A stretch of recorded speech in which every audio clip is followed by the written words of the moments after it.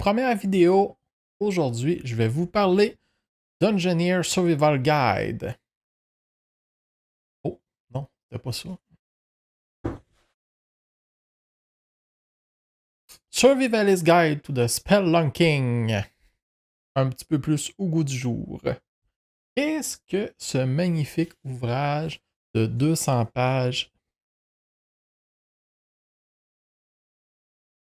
C'est pour le système Donjons et Dragons 5e édition. Et ça parle de spéléologie. L'Underworld. Allez l'explorer à travers ces tunnels sans fin qui s'allongent sur des milles et des milles puis qui s'enfoncent sous terre sans jamais remonter. À l'origine, c'est un Kickstarter du mois de mars 2021. Il y a eu plus de 3400 contributeurs pour un peu plus de 130 000 dollars. La livraison était prévue pour juillet 2021. Ils viennent de passer et ça a été livré. Moi, j'avais participé et j'avais demandé le PDF plus l'ouvrage. Il y a une version de l'ouvrage qui appelait Collector, que c'est une espèce de petite cuillerette. C'est beaucoup plus cher aussi. Mais ça punchait. Moi, ce que j'ai entre les mains, c'est une couverture entoilée. Un carton. Et puis, c'est une reliure allemande. Et elle contient un signet. C'est inclus après la reliure. C'est du papier de qualité. À l'intérieur, c'est un ouvrage qui est en noir et blanc. On peut constater. Et les pages, c'est du bon papier, là. C'est d'une bonne épaisseur. C'est semi-illustré. Il laisse pas de traces de doigts. Il se déchire pas. C'est fait là, pour être consulté souvent. Là. On sent la solidité. Et puis, malgré que c'est des dessins en noir et blanc, puis il y a beaucoup de noir, les pages sont pas transparentes. C'est vraiment un bel ouvrage. Là. Franchement, il y a des livres que j'ai achetés là, qui sont pas mal plus cheap que ça. Là. Lui, là, ils n'ont pas lésiné sa qualité. Là. Et aussi, ça sent bon. On retrouve pas ça avec les PDF. Mais ça, c'est une autre histoire. Donc, c'est un manuel qui est rempli de règles optionnelles pour explorer l'Underworld. Puis, ce que j'ai beaucoup aimé dans le format, c'est que bien souvent, il va avoir la règle optionnelle, simple et avancée, dépendamment jusqu'où on veut aller avec l'implémentation de ces règles-là. Il nous amène aussi beaucoup à réfléchir, c'est la réflexion. Ils font pas juste nous présenter un livre avec des règles puis des marches à suivre en disant tu fais ci, tu fais ça, puis bing bang. Non, ils veulent vraiment nous pousser à la réflexion puis nous faire comprendre où c'est qu'on se trouve, que l'environnement, là, tout est hostile. C'est contre nous, là. Ils nous amènent à ça. Dans l'introduction, c'est Doug Moore, un nain, qui nous parle de sa vie d'aventurier.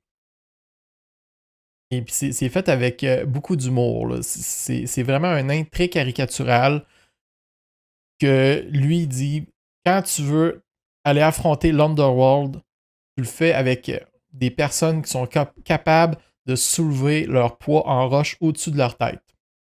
Sinon, tu y vas pas, c'est sûr que tu vas mourir.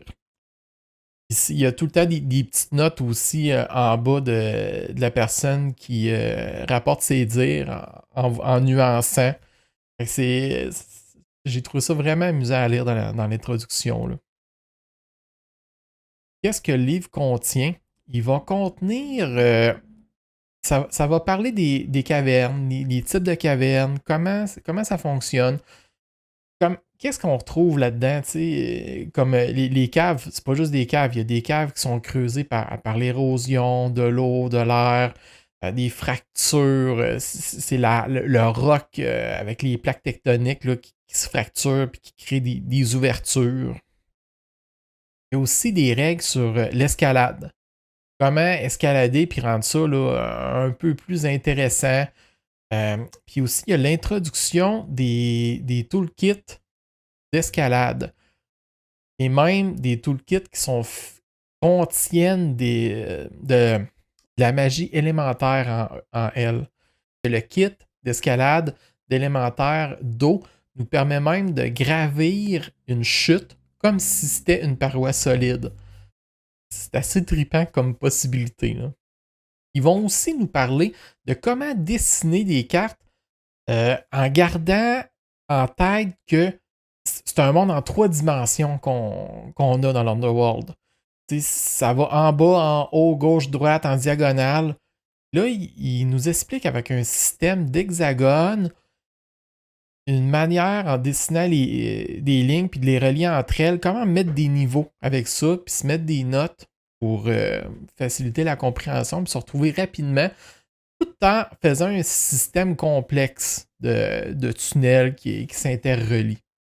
Il y a aussi tout un chapitre qui parle de comment chercher de la nourriture, puis la chasse. Qu'est-ce qui peut arriver quand on cherche de la nourriture? Parce qu'on ne sait jamais sur quoi qu'on peut tomber. La faune est vraiment particulière en bas.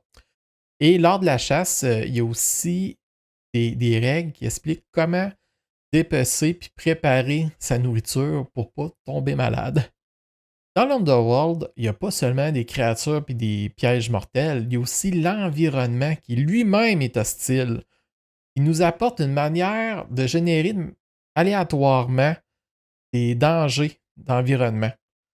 Et puis, c'est aussi simple qu'il peut y avoir un tunnel qui contient des pointes en obsidienne tellement aiguisées que le simple fait de le traverser nous fait des dégâts. Un autre chapitre nous parle d'environnements particuliers qui sont proches des limites des plans élémentaires. Donc, tu as le plan primaire qui s'en vient à la limite d'un autre plan élémentaire, comme le plan élémentaire de l'air. Dans ce cas-là, il va y avoir des tunnels, des cavernes où par exemple, le vent là, va souffler extrêmement fort, où l'oxygène va disparaître, revenir, tout imprévisible. Donc, pour les 4 plans élémentaires, il y a des descriptions, il y a des tables aléatoires de phénomènes qu'on peut rencontrer.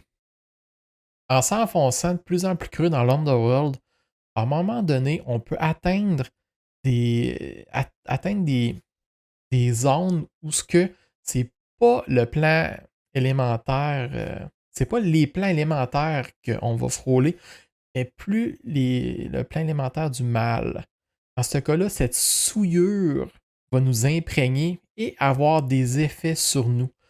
Donc, il nous amène ce concept-là, nous explique un peu qu'est-ce qui arrive quand on est imprégné de ça. Et puis, il y a des choses aussi simples là, que notre aura va irradier le mal pendant quelques temps. Même un coup sorti de là, il va y avoir une période que ça va perdurer.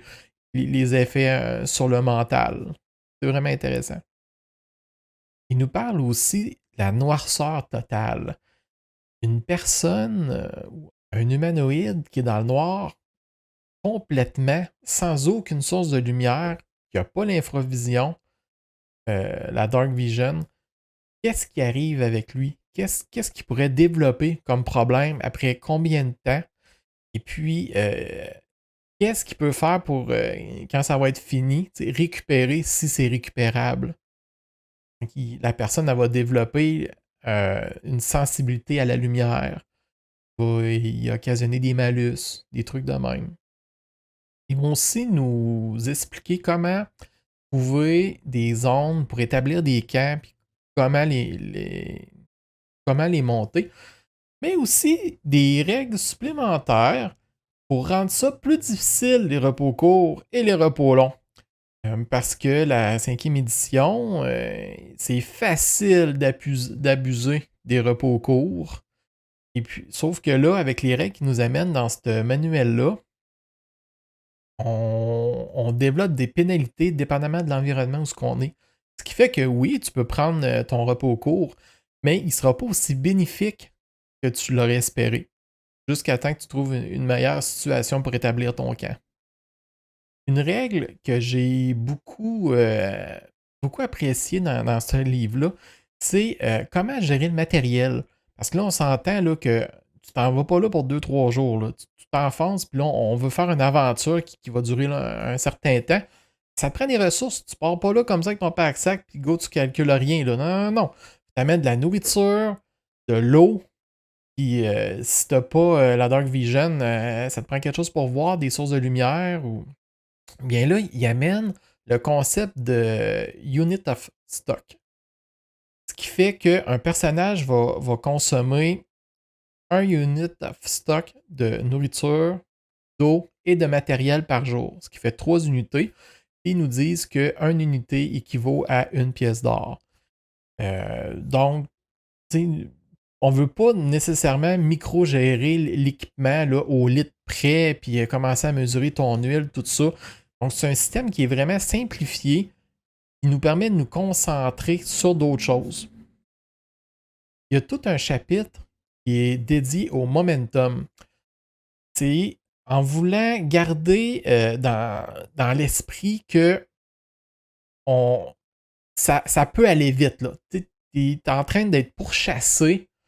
Là, qu'est-ce que tu peux faire? Des actions supplémentaires pour ne pas briser le tempo. Là. C'est-à-dire, pendant que tu es en mouvement, tu cumules du momentum pour pouvoir faire des actions supplémentaires. L'ennemi aussi, par contre. Là. Donc, il nous liste des manœuvres qu'on peut faire à ce moment-là. Il y a aussi une règle pour les lanceurs de sorts, en disant que les lanceurs de sorts sont tout le temps en train d'en lancer. Ce qui fait qu'il nous montre comment utiliser le momentum avec ça. Il y a aussi des règles sur la chasse. Pas la chasse en tant que telle, mais la poursuite. Quand tu es pourchassé ou tu poursuis quelqu'un, les obstacles que tu peux rencontrer, qu'est-ce qui peut arriver pour te faciliter ou te barrer le passage. Là. En conclusion, j'ai vraiment apprécié l'ouvrage. C'est un ouvrage de qualité. C'est vraiment un beau livre à avoir. Là. Franchement, là, juste pour le. C'est un ouvrage de qualité. Là. Puis, les illustrations, ils ont gardé. Ils ont gardé le vibe là, de la première édition qu'ils ont faite en 86. Maintenant, on est en 2021. Et puis, ça fait old school, puis c'est le fun. Là. Il y a tout le temps des petits dessins en bas de chaque page. J'ai beaucoup apprécié le livre, je le recommande. Tous les ajouts qu'il donne, c'est des règles optionnelles, mais ça vient tellement faciliter, puis en même temps rajouter du danger à ce qui peut se passer en dessous. C'est tout un écosystème qui se passe là. Et la gestion des ressources, tout ça, là, c'est vraiment le fun. J'espère que vous avez aimé ma vidéo. N'hésitez pas à vous abonner et à la prochaine fois.